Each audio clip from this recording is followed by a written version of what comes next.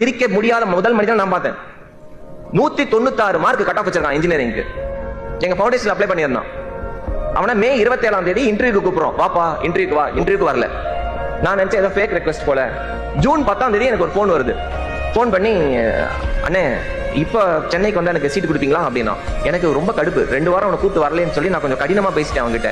சொல்றான், அண்ணே எங்க ஊர்ல சென்னை ரொம்ப தூரமாமே, 774 ரூபா ஆகுன்றாங்க போயிட்டு வரதுக்கு. 774 rupees ஆமாமே, டூ அண்ட் ப்ரோ காஸ்ட். என்கிட்ட அவ்வளவு பைசா இல்லையே, அதனால இத்தனை நாள் வேலை செஞ்சேன், இப்பதான் என்கிட்ட 820 ரூபா இருக்கு, இப்போ வந்தா சீட் கொடுப்பீங்களாண்ணே அப்படின்னா. உனக்கு என்ன கோர்ஸ் வேணும்னா கம்ப்யூட்டர் சயின்ஸ், ஏன்னா 200 out of 200 வாங்கியிருக்காங்க கம்ப்யூட்டர் சயின்ஸ்ல.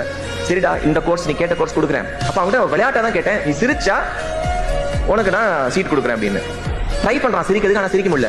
என் பக்கத்துல இந்த வாலண்டியர் என் கையை பிடிச்சி அமுக்கணும். சொன்னா, sir he does not know how to smile, he has only seen struggles in his life.